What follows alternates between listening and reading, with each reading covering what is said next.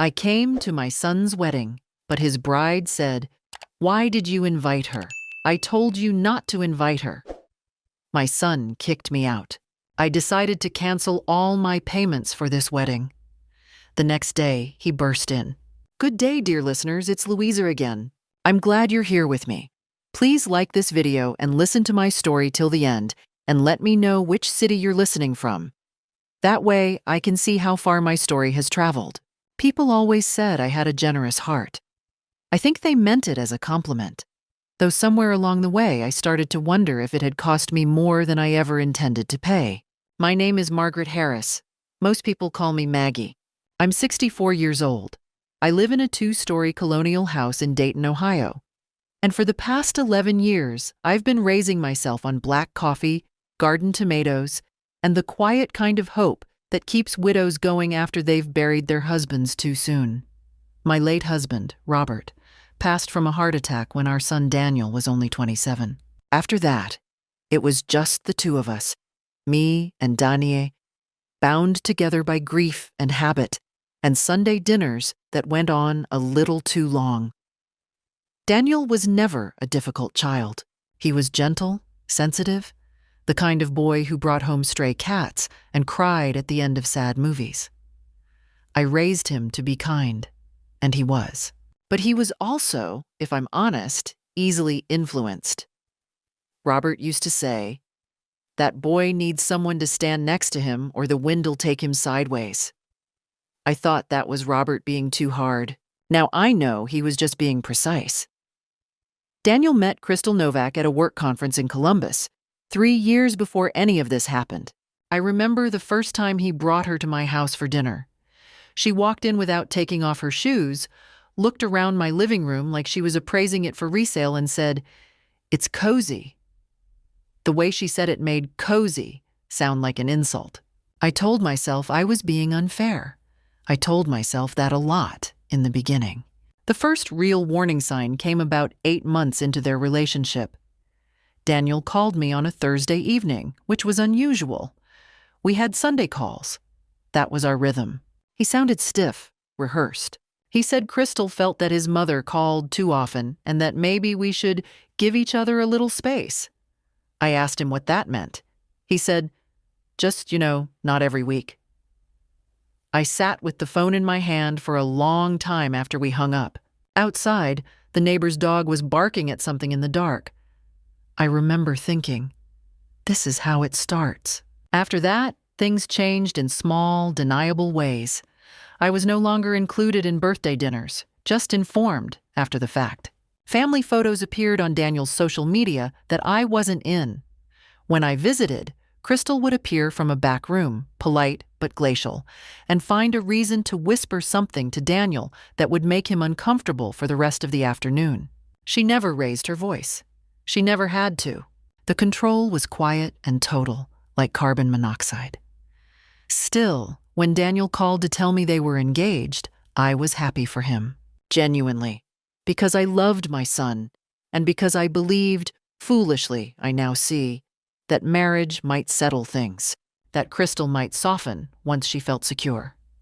The wedding was planned for a June Saturday at a venue outside of Dayton. A converted barn, string lights, 300 guests.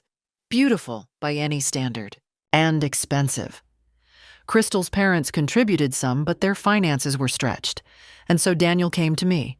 I paid for the catering, $14,000. I covered the floral arrangements, $4,000. I wrote a personal check for the wedding cake, the rehearsal dinner, and the shuttle service for out-of-town guests. In total, I had written checks and made transfers totaling just over $26,000. I did it without hesitation.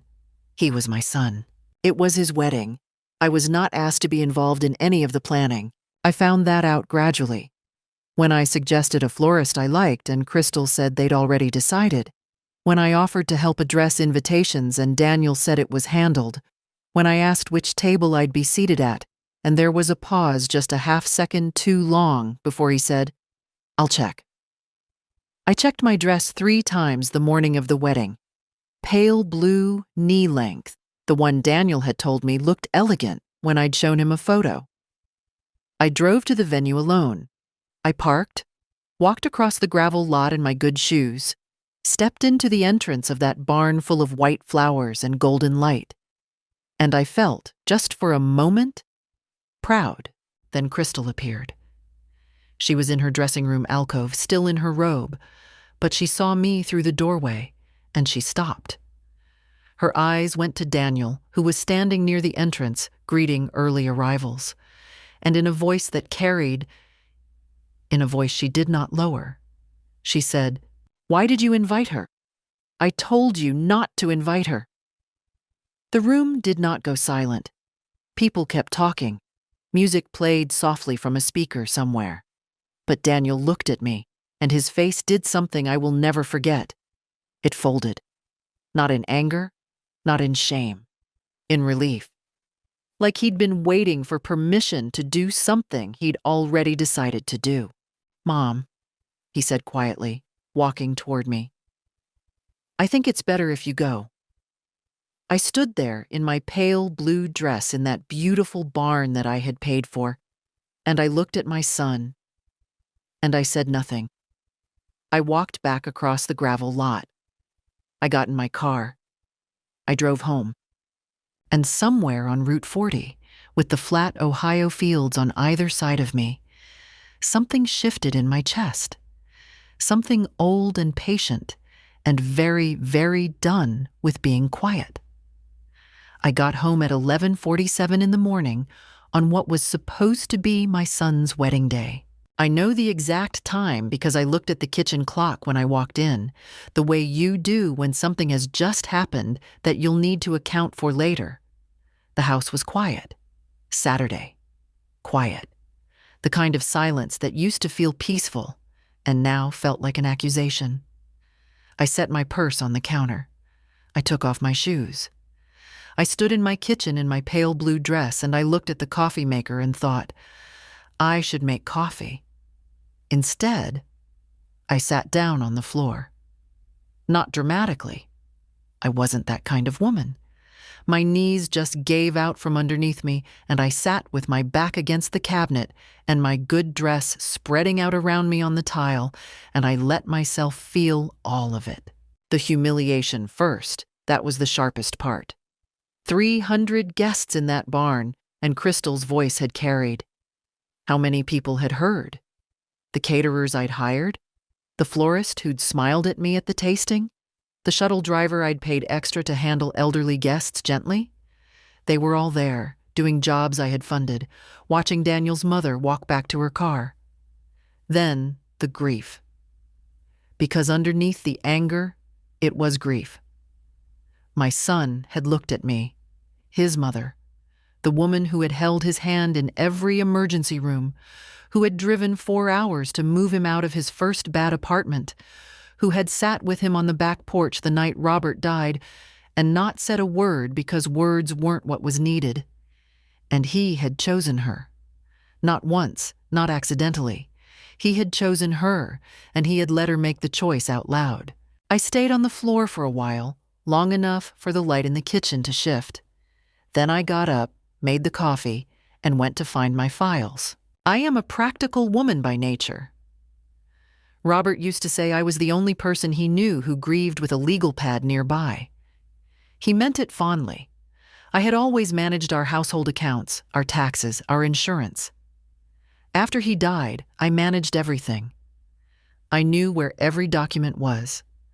I sat at the dining room table with my home records spread in front of me, and I started to add the catering contract, $14,200, paid in full by personal check, signed by me with my name as the sponsoring party. The floral arrangements, $4,000, paid by wire transfer from my account. The rehearsal dinner at Carmine's on Elm, $2,800, my credit card. The wedding cake from a bakery in Centerville, $900, my card again. The shuttle service, $800, paid in advance. A contribution Daniel had asked for toward the honeymoon hotel deposit, $1,500, transferred 3 weeks ago. The total came to $24,200. I wrote it at the bottom of the page and looked at it for a long time. $24,200. More than Robert's first year salary. More than I had spent on my own car. An amount I had given freely, joyfully, without a single condition.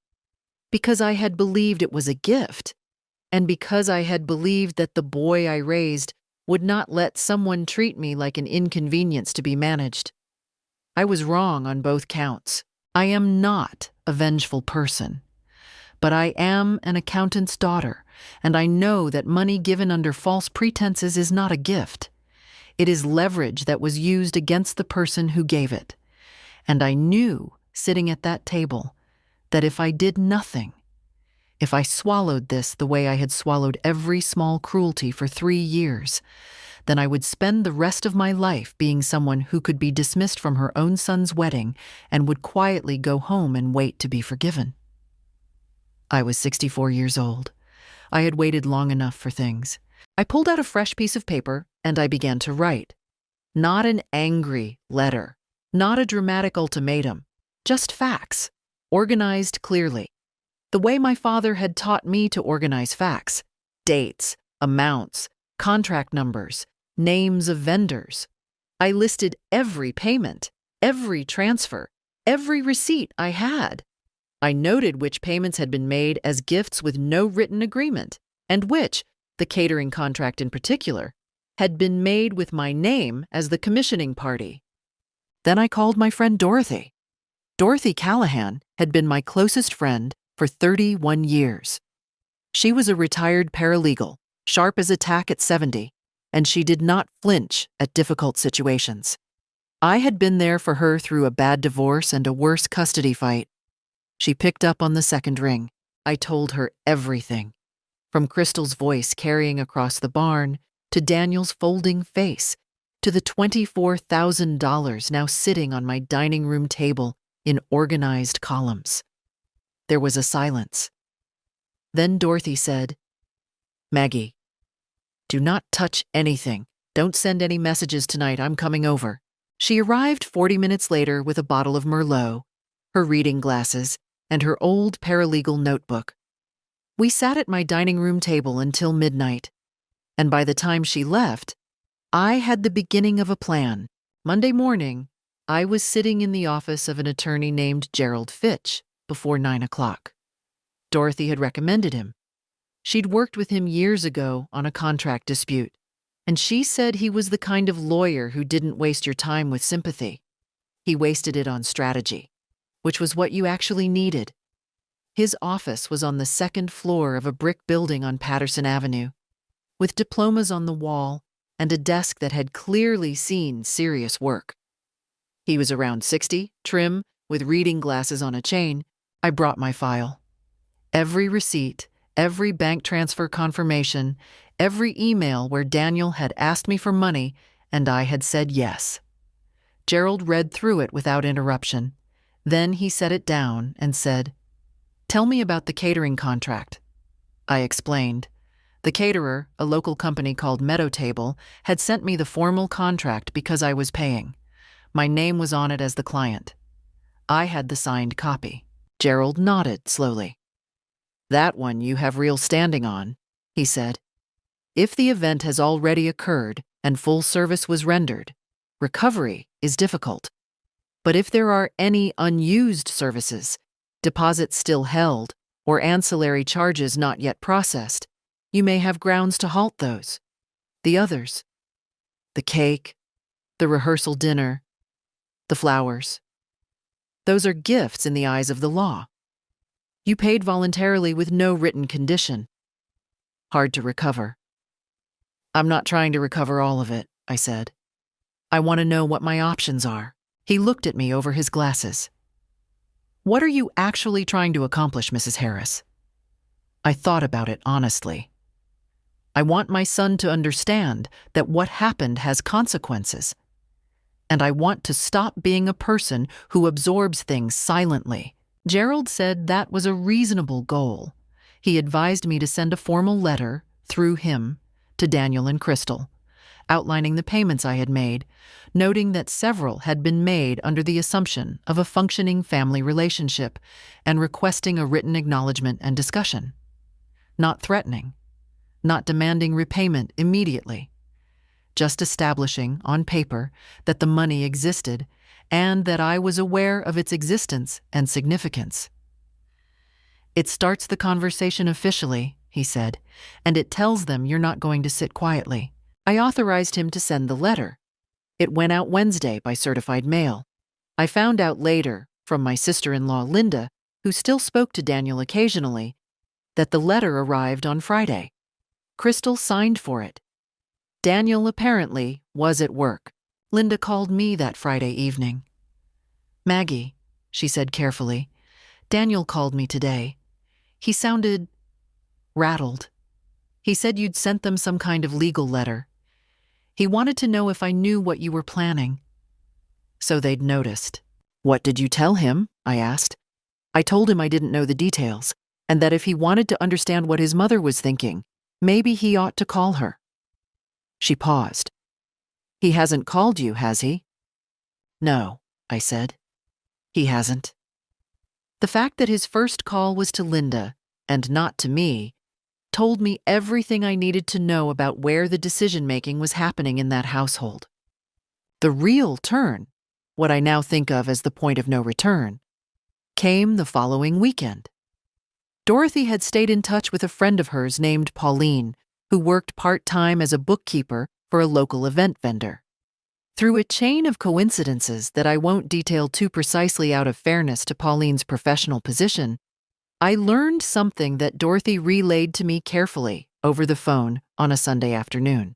Crystal had told the vendors, at least 2 of them, that the wedding had been funded by family contributions, no single sponsor. She had, in conversation, deliberately obscured the fact that one person had paid for the majority of the event. More specifically, in a post-wedding review email that one vendor had shared internally, Crystal had referred to the catering as covered by various family donations and had made no mention of my name. She was already constructing the narrative, already erasing my contribution from the record. I sat with that for a long time. There are moments in life when you stop negotiating with your own patience, when the accumulation of small things, the deniable slights, the careful distances, the quiet erasures, reaches a weight that finally announces itself for what it is. This was that moment for me, not because of the money. The money was a number. What Crystal was doing was something older and more intentional. She was rewriting history. She was making me disappear.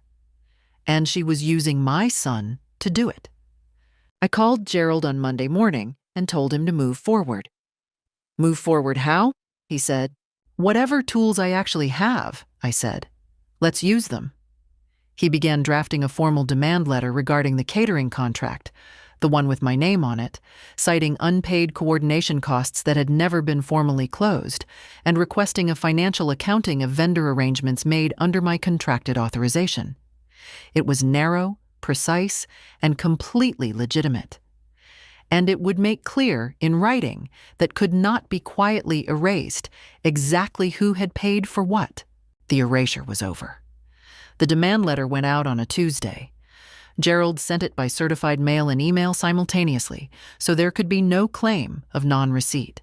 It was measured and professional, the kind of document that doesn't shout because it doesn't have to.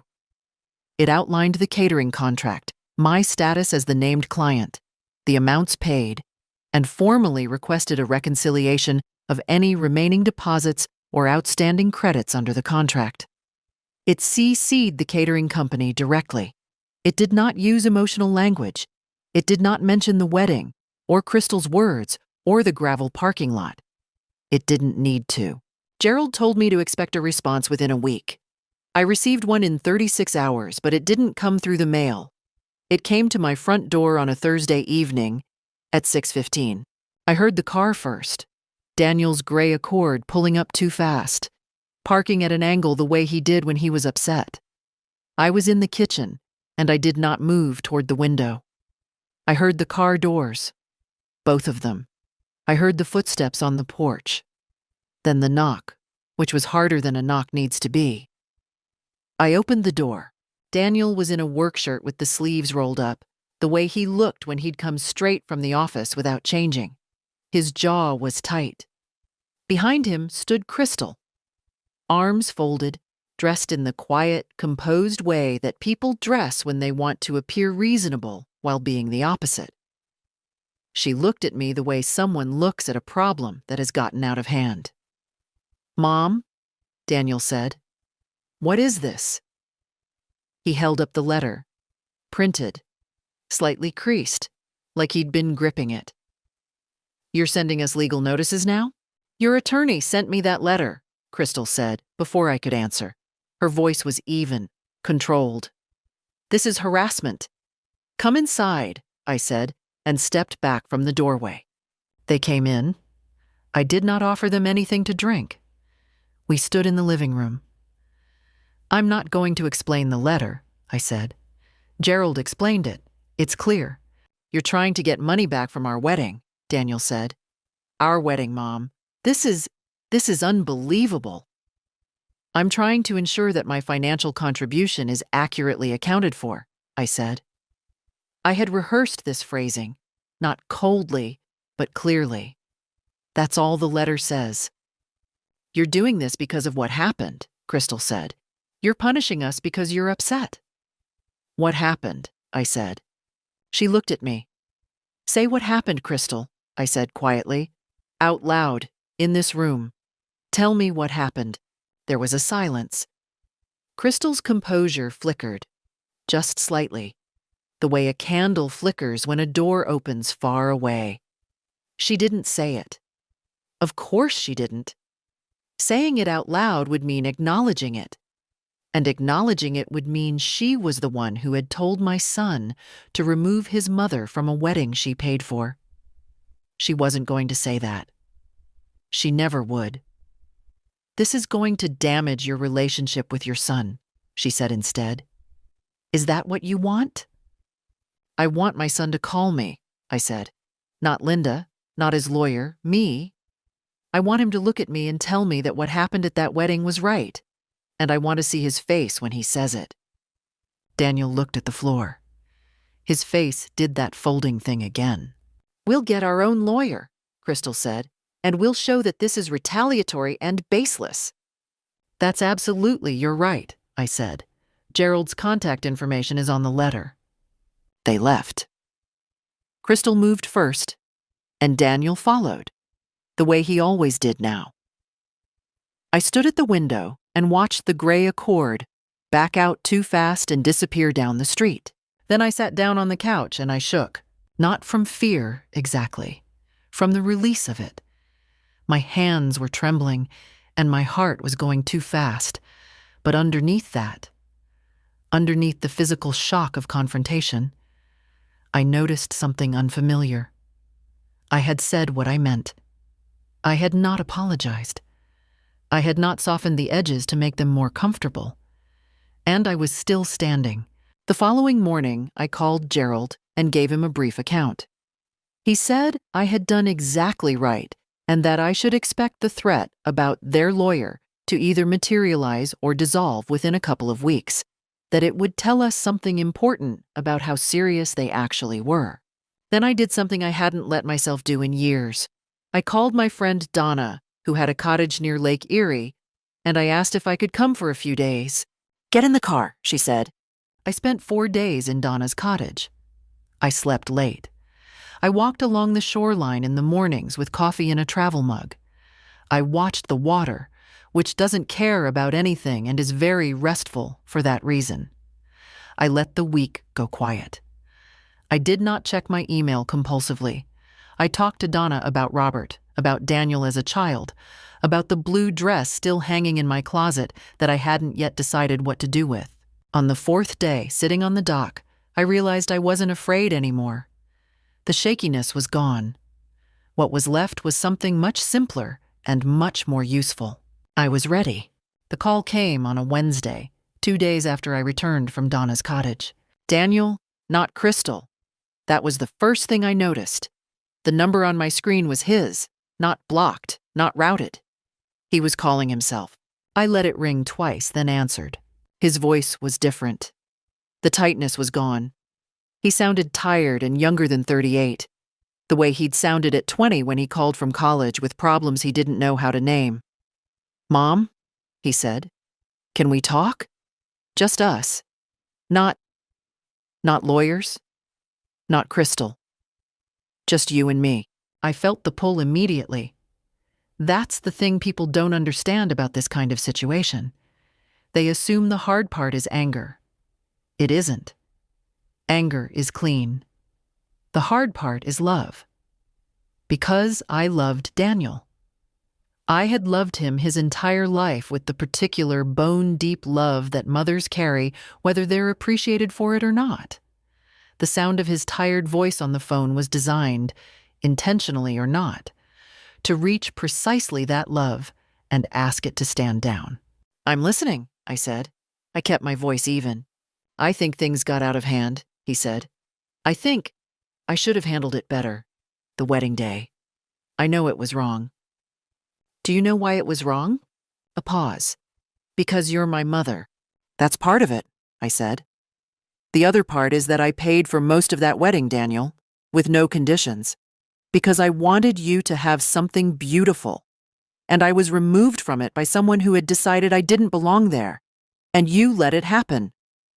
"I know," he said quietly. "So here's what I need you to understand," I said. "I don't need an apology right now. I need you to stop letting Crystal make decisions about my place in your life. That's it. That's the conversation." Another pause. Longer. And then he said the thing that told me where we actually were. "She's my wife, Mom. I have to consider her feelings." "Of course you do," I said. "And I'm your mother. You have to consider mine. Those two things are not in competition unless someone has made them that way." He didn't respond to that. "Is there something specific you wanted to ask me, Daniel?" I wanted to know if we could drop the legal thing, move forward. I miss you." And there it was. Not an acknowledgement. Not a commitment to change anything. Just drop the legal thing. Move forward. The subtext was crystalline. Forgive us without anything changing, so that we can go back to the version of you that quietly absorbed everything. "I miss you too," I said, and it was entirely true. "Call me when something changes." I hung up. I sat for a while with the quiet of my house around me. I thought about whether I'd been too hard. I thought about it seriously, not as performance. And I concluded, no. Being too hard would have been not answering. What I had done was answer honestly. There's a difference. Crystal, I found out later through Linda, had listened to that entire call from the next room. She had suggested the call. She had suggested the softened tone, the "I miss you," the mention of dropping the legal matter. It was a script. Daniel had been the delivery mechanism. When it didn't work, she went quiet. The kind of quiet that means someone is reassessing. They were watching now, waiting to see if I was serious. In the meantime, I discovered I had more support than I'd realized. Linda, Robert's sister, had been quietly furious since the wedding. She hadn't said anything earlier because she didn't have all the facts, but once she understood the full picture, the money, the dismissal, the legal letter, Crystal's campaign to erase my contribution from the vendor's records, she was clear. "You did nothing wrong, Maggie. Not one thing." She offered to write a statement if it ever came to that, detailing what Daniel had told her about the wedding in the weeks beforehand, including a conversation in which he'd mentioned that Crystal had instructed him not to seat me at the family table. That detail I hadn't known. He hadn't seated me at the family table because Crystal had told him not to. My invitation to the wedding had been Daniel's quiet act of partial rebellion, which Crystal had overridden the moment she saw me walk in. Dorothy, of course, remained my most practical ally. She helped me organize my documents further, flagged several emails between Daniel and me from the previous year, in which he had explicitly acknowledged my financial contributions and called them essential to making the day possible. Those words, in writing, from my son, were going to matter. And then there was Father Tom. Father Tom Burke had been our parish priest for 15 years. Retired now, living 3 streets over, still the most grounded man I knew. He wasn't an ally in a strategic sense, but I needed someone who knew me across decades, who could confirm that I was not an unreasonable woman, not a vindictive one, not someone who manufactured conflicts. I went to see him one afternoon and told him the whole story. He listened without interruption. Then he said, "Maggie, what you're doing isn't revenge. It's accountability. There's a difference, and I think you know it." I needed to hear someone else say it, I told him. "I know," he said. "That's why you came." I drove home feeling, for the first time in weeks, genuinely held up. Not by anger, not by strategy. By the simple and sustaining knowledge that the people who had known me longest saw clearly what had happened and where I stood. Crystal and Daniel were watching from a distance. Let them watch. I was not bluffing. They came on a Saturday afternoon, 2 weeks after Daniel's phone call. I saw Crystal's white SUV pull up first. She was driving, which told me something about who had organized this visit. They both got out carrying things. Daniel had a foil-covered dish. Crystal had flowers. Grocery store flowers, the kind in cellophane. I watched from my kitchen window for a moment before I went to the door. Crystal was wearing a soft cardigan. Her hair was down. She had calibrated her appearance carefully. Approachable. Vulnerable. Not threatening. Daniel looked like a man walking into a doctor's office. "We brought lasagna," he said when I opened the door. "I made it." I let them in. I set the lasagna on the counter and the flowers in a glass of water because I was raised to be civil, and civility, unlike capitulation, costs nothing. We sat in the living room. Crystal sat close to Daniel on the sofa, their thighs touching, in a way that framed them clearly as a united front. I sat across from them in Robert's old chair. The afternoon light came through the curtains the way it always did at this hour, warming the room in a way that felt almost cruel given the circumstances, as though the house itself didn't know anything was wrong. "We want to try to fix this," Crystal began. Her voice had a new texture. Softer, slightly roughened at the edges, as though she'd been upset. She might have been, or she might have practiced that texture. After 3 years of watching her operate, I genuinely couldn't tell. "I know things went wrong at the wedding. I know I said something that hurt you, and I'm sorry for that." I noticed she did not say what she'd said. It was an apology without a subject, designed to acknowledge without admitting. "Thank you," I said. "But Maggie," she said, leaning forward slightly, "this legal action, it's hurting Daniel. It's causing him so much stress. He hasn't been sleeping. He lost weight. Does that matter to you?" "Of course it matters to me," I said. "Daniel's health has mattered to me for 38 years. "Then you know that if you care about him, you'll let this go," she said. "Because whatever you're upset about, is it worth your son's health?" I recognized what was happening with complete clarity. This was a technique I had watched Crystal deploy before, in smaller situations. The reframing of a conflict as something the other person was doing to Daniel. It transformed Crystal from the cause of the problem into Daniel's protector. It positioned me as the aggressor, and it leveraged my love for my son to ask me to abandon the very accountability I was pursuing on his behalf. "Crystal," I said, "can I ask you something honestly?" She nodded, wary. "When you told Daniel not to invite me, or not to seat me at the family table, or when you told him in the dressing room that you hadn't wanted me there, were you thinking about his health then?" The soft expression hardened slightly, just slightly. "That's not fair." "I'm not trying to be unfair. I'm trying to understand. Daniel shifted in his seat. His hands moved to his knees. I could see him calculating. Whether to defend her, whether to say something of his own, whether to pretend the question hadn't landed the way it had. Mom, we're not here to relitigate. I know why you're here, I said. And I appreciate that you came. But dropping the legal process is not something I'm able to do right now, and the reason is that nothing has actually changed. I don't need an apology. I need to see a change. Those are different things. Crystal's jaw tightened. She had come here with a plan, and it wasn't working.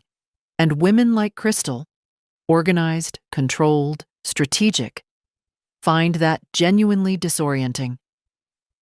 If you continue this, she said, her voice dropping in register, you may not have a relationship with your grandchildren. There it was. I had expected it, and still, it landed like a physical thing. I don't have grandchildren yet, I said carefully. We're planning to, she said, and how you behave now will affect whether our children know their grandmother. I sat with that for 3 full seconds. I let it sit there in the room between us without flinching from it, because flinching was what she was counting on. I thought about what it would feel like to hold that threat inside me, to let it calcify there, to make every subsequent decision in its shadow. I had watched other women do that. I had watched them spend decades managing their behavior around the implied possibility of access, and I had watched that possibility be used to extract compliance, silence, and endless accommodation. I was not going to do that. Using your future children as a threat against their grandmother is not a foundation I would want for those children either, I said. That's something you might want to think about. Crystal stood up. Daniel stood a moment after, automatically. This was a mistake, Crystal said. Her voice was no longer soft. You're choosing a legal dispute over your own family. We gave you a chance. You came here to get me to stop something that protects my legitimate interests, I said. That's not giving me a chance. That's asking me to surrender. They left without the lasagna dish. When the white SUV pulled away, I closed the front door and stood in my hallway, and I felt it. The fear they had intended me to feel. The threat about grandchildren was real in its way. Not a legal threat, an emotional one. The possibility that I could win this legal matter and still end up alone, cut off, watching my son's children grow up in photographs on social media. I stood with that fear, honestly. I didn't dismiss it or talk myself out of it. I let it be present, the way you let a difficult diagnosis be present. Not because you enjoy it, but because denying it would be foolish, and I was done being foolish. And then I thought, if Crystal would use her own unborn children as leverage against their grandmother, what kind of grandmother would I be allowed to be anyway? A conditional one, a supervised one, an erased one, like the name that wasn't on the vendor records. The fear did not dissolve, but it changed texture. It became something harder and more propulsive, something that said, keep going. I went to the kitchen, put the lasagna in the refrigerator, and called Dorothy. They played the grandchildren card, I told her. Of course they did, she said. How did it land? Badly, I said, but I didn't move. Good, she said. Then you're exactly where you need to be. The decisive moment didn't come the way I had imagined it would. I had expected something formal. A mediation meeting, a letter from their attorney, some official proceeding in which facts were laid out and responded to. I had prepared for that. I had my documents organized, my emails printed, Linda's written statement, Dorothy's notes. What actually happened was a dinner party. My neighbor Karen Ellison had a tradition of hosting a late summer dinner for the neighborhood. 12 to 15 people, her backyard, nothing formal. She'd been doing it for 9 years. I had attended every one. Daniel, growing up, had come to several as a teenager and always liked Karen. When she sent her invitation in late August, she included Daniel and Crystal because she didn't know the full story and was simply being neighborly. I considered asking her to rescind it, I decided not to. I didn't want to make Karen's evening about my conflict, and I thought, perhaps with some naivety, that a social setting would be neutral ground, that we would simply coexist for an evening like adults. I was right about the neutral ground. I was wrong about Crystal. I dressed carefully that evening.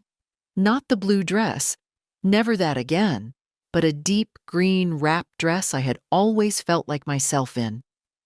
I arrived on time. I brought Karen a bottle of wine and a jar of my garden tomatoes preserved in olive oil, which she'd always liked.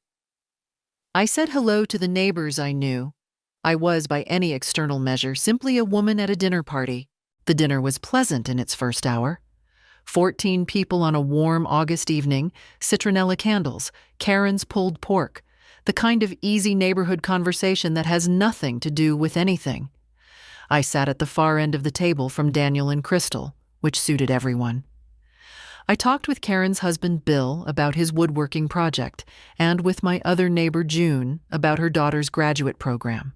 Crystal had 2 glasses of wine in that first hour. I watched it happen without intending to. There was nothing dramatic about it. She was social, laughing, charming in the way she could be when she chose to perform that version of herself. But wine does something to calibrated people. It loosens the architecture. And sometime during the 3rd glass, when Karen mentioned, innocently, conversationally, that the Hendersons down the street were planning a big anniversary party and thinking about using a local caterer, Crystal said, "Oh, we used Meadow Table for our wedding. They were wonderful. It was a whole family effort to pull it together." She said it lightly. She said it to Karen, not to me. But the table was not so long that I couldn't hear it. "A family effort," I said. Crystal turned to look at me. Across the candles, across the table. Her expression calibrated immediately. The rapid internal adjustment I had come to recognize. The split-second recalculation. For a moment she looked almost uncertain, which was the rarest thing I had ever seen on her face. "It really was," I said pleasantly. "Karen, did Daniel mention that I was the named client on the Meadow Table contract? I organized the catering arrangement. It was one of the things I was happy to contribute." "Oh, how lovely," Karen said, with the particular warmth of a woman who has walked into a conversational current she doesn't yet understand. "Maggie," Daniel started. "I contributed about $24,000 in total to the wedding," I said, in the same pleasant dinner party voice. "The catering, the flowers, the rehearsal dinner, some of the honeymoon deposit. It was a genuine pleasure. I wanted Daniel to have a beautiful day." There was a silence of the particular kind that falls when a room realizes it has just witnessed something significant. Bill had set down his fork. June had stopped mid-reach for the bread. Karen was very still. "I was also asked to leave the wedding," I said, "before the ceremony, by Crystal, in front of several staff members." "That is not," Crystal began. "I have the catering contract with my name on it," I said calmly. "I have the bank transfer records. I have emails from Daniel thanking me and calling my contributions essential to making the day possible. I also have a message, forwarded to me last month, in which you described the catering to the vendor as covered by family donations, no single sponsor. Which is interesting since my name is on the contract." Crystal's face had gone a particular color. Daniel had stopped reaching for his fork, and he was looking at me with an expression I hadn't seen in years. Not the folding look, not the managed compliance look. Something much older. Something from before. "This is not the place," Crystal said through her teeth. "You described it publicly just now," I said. "As a family effort, I was agreeing with you." She stood up from the table. "Daniel, we're leaving." Daniel did not move immediately. That was new. He sat there for 3 or 4 seconds. Which doesn't sound long, but it was the longest I had seen him hesitate to follow her lead in 3 years. He looked at me. Not the folding look. Not the relieved to have permission look. Just a look. the look of a man beginning to remember something he had worked very hard to set aside. "Daniel," Crystal said again, sharper. He stood up. He said goodnight to Karen, and then, "This is the part I will remember." He looked at me one more time and said very quietly, "I'm sorry, Mom." Not to Crystal. To me. 2 words in front of 12 people that she could not take back from him once they were spoken. Then he followed her out through the side gate. I turned back to the table. Karen quietly refilled my glass. "Well," said Bill Ellison after a moment. "Well," I agreed. The rest of the evening was warm and easy, and entirely about other things. But after the guests went home and I walked back across the street to my house, I stood on my porch in the dark for a few minutes. The air smelled like late summer, cut grass and something faintly sweet from Karen's garden roses. I hadn't planned that evening. I hadn't rehearsed it. I had simply, for the first time, told the truth without softening it, in front of people who heard it without mediation. Crystal had performed her version of reality for 3 years, and it had worked because I had let her perform it into silence. The moment someone named it plainly, her control over the narrative collapsed, and Daniel, for the first time in longer than I could accurately measure, had said something true in her presence that she hadn't approved first. That was the night I knew this was nearly over. Gerald called me on a Monday, 10 days after Karen's dinner party. "They're not retaining separate counsel," he said. "The threat didn't materialize. What they sent was a letter, non-attorney, written by Crystal, I believe, asserting that your legal action was emotionally motivated and requesting withdrawal. It has no legal standing. What do you want to do?" "Continue," I said. "All right," he said. "Then we should talk about the settlement option." What Gerald had worked out in the weeks since the original demand letter was this. The catering contract named me as the commissioning client, and there was a vendor coordination deposit, $900, that had technically been held in my name and never formally transferred. Under the contract language, I retained a claim to that deposit, and Meadow Table, who had already been somewhat uncomfortable with Crystal's characterization of their arrangement, was prepared to honor it. Additionally, Gerald had identified 2 small service charges totaling around $400 that had been billed to the contract after the event and never disclosed to me. The total recoverable amount was not $24,000, it was $1,300. But that was never really the point. Gerald sent a final demand. The response came 4 days later, not from an attorney, but from Daniel, on the phone, to me directly. He called on a Friday afternoon. I was in the garden, deadheading the dahlias. I wiped my hands on my work gloves and answered. He didn't open with an apology or a negotiation. He said, "Mom, I need to talk to you about what's happening. Not about the legal stuff, about everything." We talked for an hour and 40 minutes. It was the longest phone call we had had in years. He told me that after Karen's dinner, Crystal had been furious with him for not leaving faster, for hesitating at the table. He told me that after they'd gotten home, he had said something he'd never said before, that he thought she had been wrong about the wedding, that what she had done to me was wrong. He told me she had not responded well to that. He told me they had had several difficult conversations in the 10 days since. I listened without interrupting. He said, "I've been letting things happen for a long time that I should have stopped. I don't have a good explanation for why. She's very good at making things seem reasonable in the moment. And by the time they don't seem reasonable, they've already happened." "I know," I said. "I'm going to couples counseling with her," he said. I'm not ending my marriage, but I'm not going to keep going the way things have been." "That's your decision," I said. "I'm glad you made it. I want to fix things with you," he said, "if that's possible." "It's possible," I said. "It's going to take time, but it's possible." There was a silence. Then, "Can I come over?" "Not Crystal, just me." "Sunday?" "Yes," I said. "Come at 1, I'll make soup." The $1,300 settlement was resolved the following week. Meadow Table released the deposit to me, and the post-event charges were formally voided. Gerald sent Crystal and Daniel a close-of-matter letter confirming resolution. Everything was in writing. Everything was documented. Crystal never directly acknowledged what had happened at the wedding. Not to me. I was not expecting her to. What I received instead, through Daniel, carefully over subsequent weeks, was a gradual shift in the conditions of my existence in their lives. I was informed of plans rather than excluded from them. I was acknowledged in conversation rather than strategically omitted. Small changes, insufficient on their own to repair anything, but measurable, real. On Sunday, Daniel came at 1.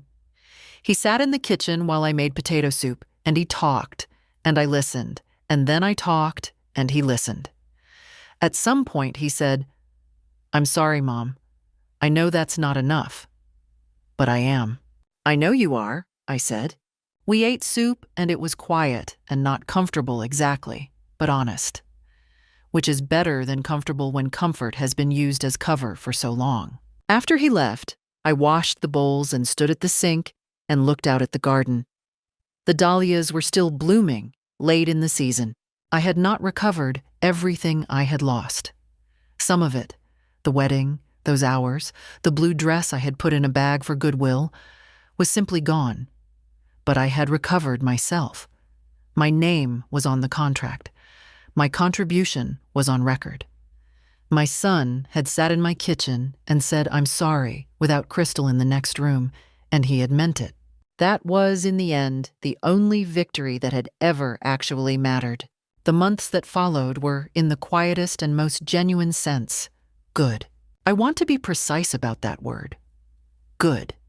Because it doesn't mean easy or triumphant or tied up neatly. It means functional. It means whole. It means that I woke up in the mornings with a sense of my own life as mine, which is not a small thing when you've spent years accommodating the needs of other people's narratives. I went back to the garden. I had let it go somewhat in the difficult months. The weeds had taken over the south bed, and the tomatoes had gotten leggy. And I spent several late summer weeks putting it right. There is no therapy quite like pulling things out by the roots. I recommend it without reservation. Dorothy and I established a standing Thursday lunch, which we'd talked about for years but never quite formalized. We went to the same Italian place on 5th, ordered the same things, and talked about everything except the situation with Daniel. Not because it was forbidden, but because it was over. And there are better things to fill a Thursday with. I started a project I had been postponing for a decade, organizing Robert's papers. He had been a civil engineer with meticulous records, and his professional files were still boxed in the back bedroom. I didn't know, when I started, that sorting through them would become something I loved. Each folder was a small history of a man I had known completely and missed in specific, particular ways. I made an archive of the most interesting documents and donated it to the County Historical Society. They sent me a formal letter of thanks, and I put it on the refrigerator next to a photograph of Robert that I had stopped being able to look at directly and could now look at again. In October, I went to visit my college roommate, Helen, in Portland, Oregon. I had been postponing the trip for 2 years. We walked in the Japanese garden in the rain and ate good food and stayed up too late, and it was simply restorative. Helen had known me since I was 19. Being seen by someone who has known you that long is a kind of medicine. As for Daniel and Crystal, I want to be honest without being dramatic. Their couples counseling was real. It was not a performance or an appeasement measure. Daniel attended consistently, and after about 2 months, he told me, plainly, that it was the hardest and most useful thing he had done in years. Their marriage was not dissolved, which I had neither wanted nor expected. It was, as far as I could observe from a careful distance, undergoing something genuine. The counselor, apparently, had not been gentle with Crystal's patterns. Daniel said she had had several sessions where she was visibly uncomfortable. I did not ask for details. I did not need them. What changed, practically, was the quality of my presence in their lives. I was invited to Thanksgiving. Actually invited specifically by Daniel, who called to ask rather than inform. Crystal was civil at dinner, not warm. Civil. I took that as a reasonable outcome and did not require it to be more. What did not change was Crystal's fundamental character. I had not expected it to. People like Crystal, controlled, strategic, accustomed to rewriting the circumstances around them, do not transform because they've been called on it. What they do, if they're moderately intelligent and their marriage counselor is good, is learn to contain the behavior in certain contexts. Crystal contained herself around me. It was sufficient. But I watched in the year that followed as several things unraveled for her that had nothing to do with me. Her closest friend, a woman named Shauna, who had been at the wedding and had been, from what I understood, a consistent supporter of Crystal's version of every conflict, had her own falling out with Crystal in early winter. I didn't know the details. Daniel mentioned it briefly, neutrally, without elaborating. What I gathered was that Shauna had seen one too many Crystal performances, and the friendship had ended badly. Crystal, who had curated her social circle with considerable care, found herself more isolated than she'd intended. Her professional life, which she wore as a marker of identity and competence, had a difficult year. She worked in marketing, and her company went through a significant restructuring. She was not laid off, but she was moved to a different team. A lateral move that was, by her standards, a demotion in everything but title. Daniel told me she had taken it hard. I felt for one moment the human thing, sympathy. And then I let it pass. These are not victories I take credit for. They are simply what happens when a person who has organized their life around control encounters the ordinary unpredictability of living. Crystal had spent years managing outcomes. Some outcomes don't manage. That's not a punishment. It's just reality arriving on its own schedule. And I had my house and my garden and my Thursday lunches with Dorothy. I had Linda, who called every week. I had Helen in Portland and Donna's cottage in summer. I had Daniel, imperfectly, partially, but actually, sitting in my kitchen on Sunday afternoons, eating soup, telling me things. I had myself. That, it turned out, was quite a lot. People ask me sometimes what I learned from all of it. Here's my honest answer. That generosity without self-respect isn't generosity. It's an open door for people who don't intend to be grateful. I loved my son. I still do. But love isn't the same as permission. And silence isn't the same as peace. I spent too many years making myself smaller to keep everyone comfortable. I won't do that again. So if someone is standing where I was standing, in a gravel parking lot in a blue dress, wondering if they imagined it, let me tell you, you didn't imagine it. What would you have done? If this story meant something to you, leave a comment below. I read everyone. And if you want more stories like this, subscribe. It means more than you know. Thank you for listening.